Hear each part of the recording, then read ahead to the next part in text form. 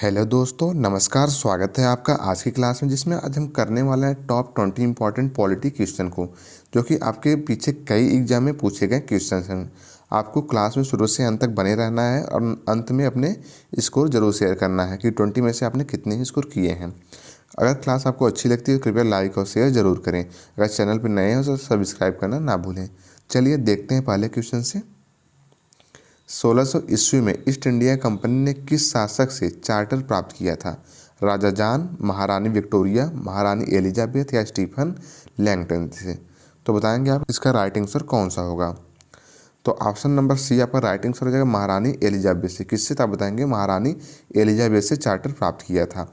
और इसका गठन कब हुआ था बताएंगे? 1599 में। कब हुआ था? 1599 ईस्ट इंडिया कंपनी का गठन हुआ था। इसको भी आपको ध्यान रखना है।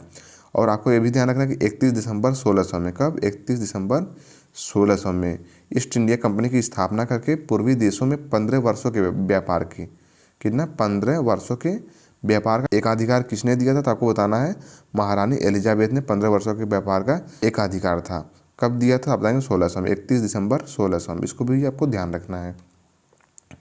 और इसमें कितने, जो ईस्ट इंडिया कंपनी है, इसमें कितने शेयर होल्डर थे? कभी कभी आपसे पूछ लेगा कि इसमें कितने शेयर होल्डर थे, तो आप बताएंगे 217 है। कितने? 217 शेयर होल्डर थे। इसको भी आपको ध्यान रखना है। और इसका नारा क्या था? तो आप बताएंगे भूभाग नहीं व्यापार। क्या है इसका जो प्रारंभिक नारा था वह क्या था? तो आप बताएंगे भूभाग नहीं व्यापार इसका प्रारंभिक नारा था। इसको भी आपको ध्यान रखना है।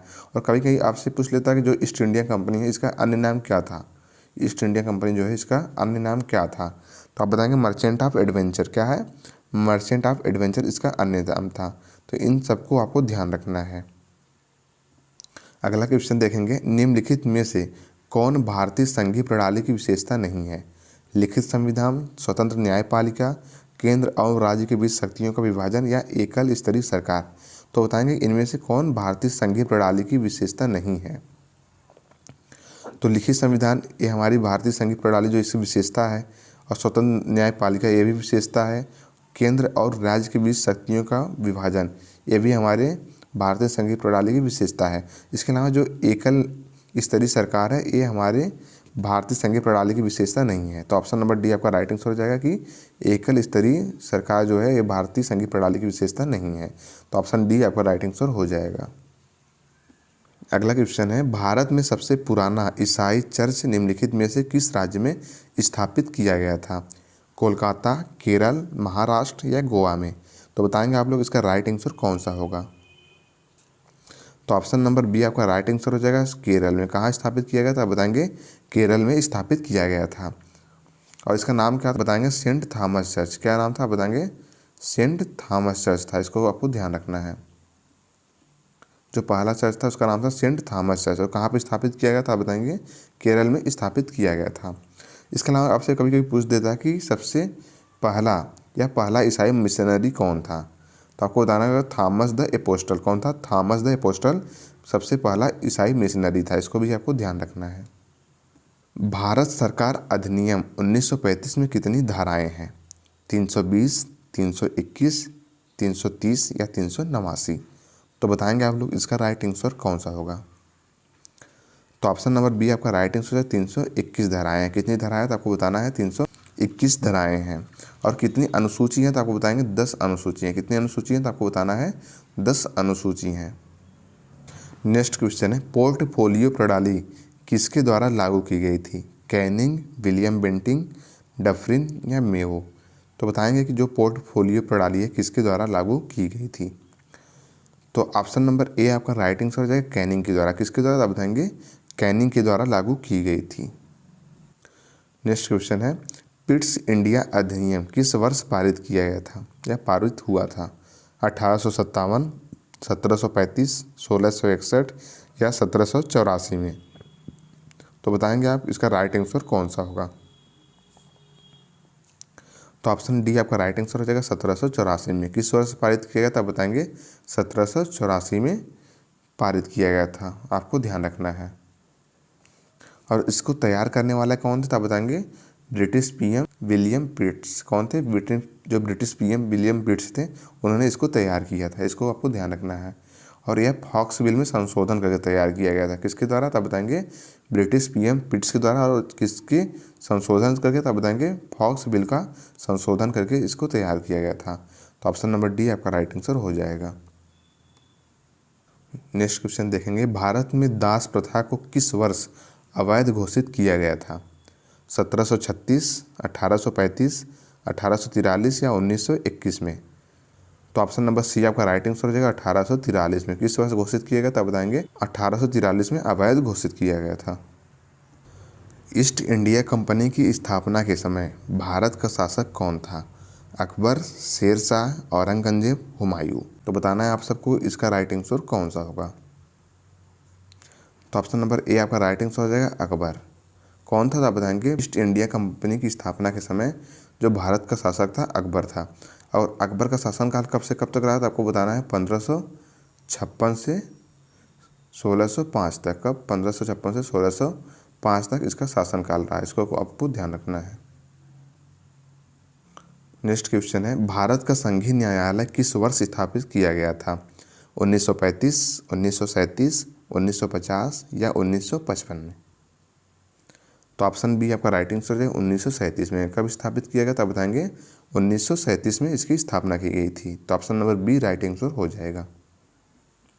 नेक्स्ट क्वेश्चन, संघ लोक सेवा आयोग का गठन किस वर्ष किया गया था? 1924, 1926, 1928 या 1930 में?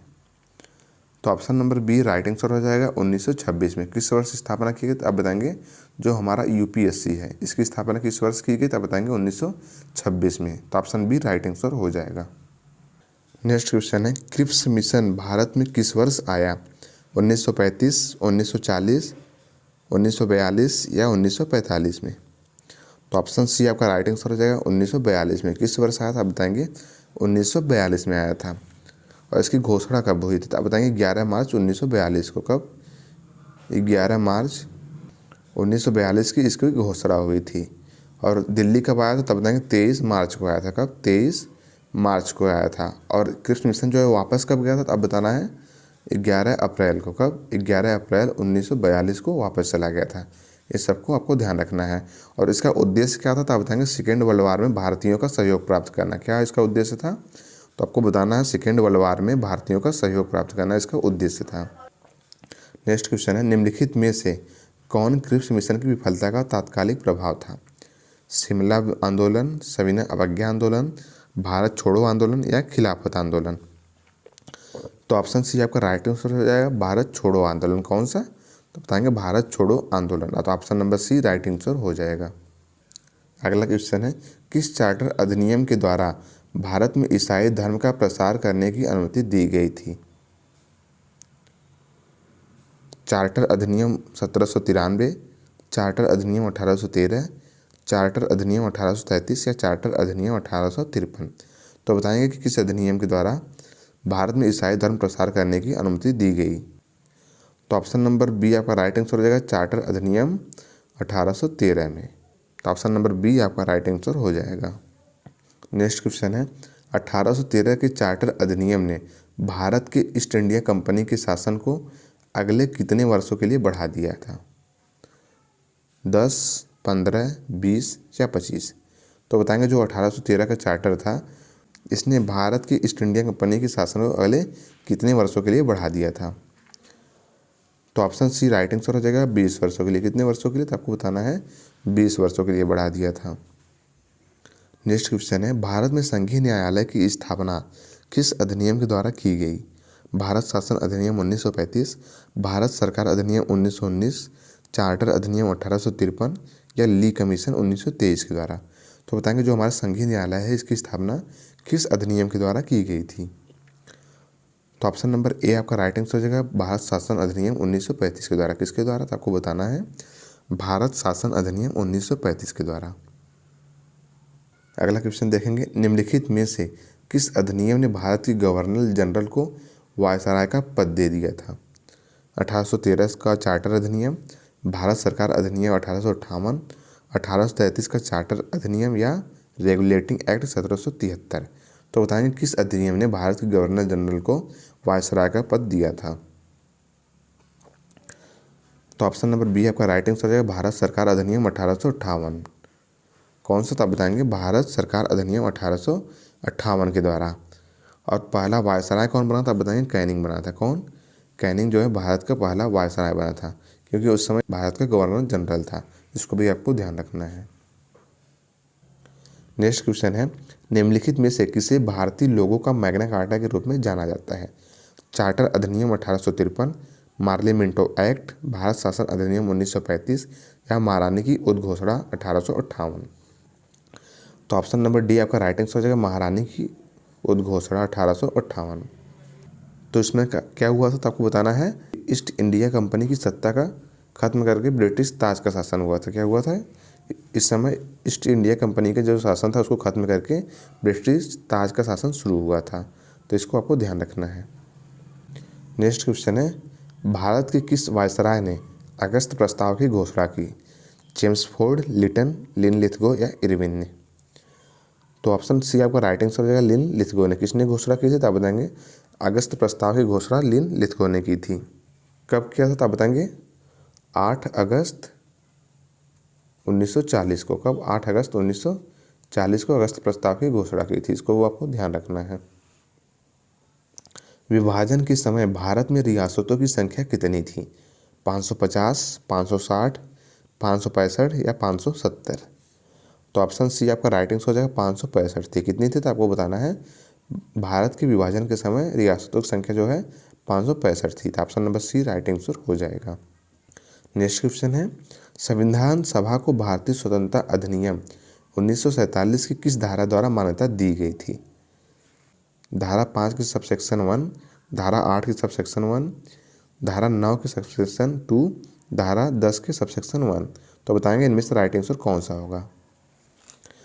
तो option number B right answer हो जाएगा धारा 8 के सबसेक्शन 1 में। किस धारा द्वारा मान्यता दी गई थी, तो आप बताएंगे धारा 8 के सबसेक्शन 1 के द्वारा मान्यता दी गई थी। तो ऑप्शन बी राइट आंसर हो जाएगा। और लास्ट में आपका ये टेस्ट क्वेश्चन है, भारतीय स्वतंत्रता अधिनियम को ब्रिटिश शाही स्वीकृति कब मिली थी? तो इसका आंसर आप लोग को कमेंट बॉक्स में देना है। और कमेंट बॉक्स में आपको ये भी बताना है कि आज की क्लास आपको कैसी लगी है। क्लास अच्छी लगी हो तो चैनल को सब्सक्राइब जरूर करें। थैंक यू, धन्यवाद, जय हिंद।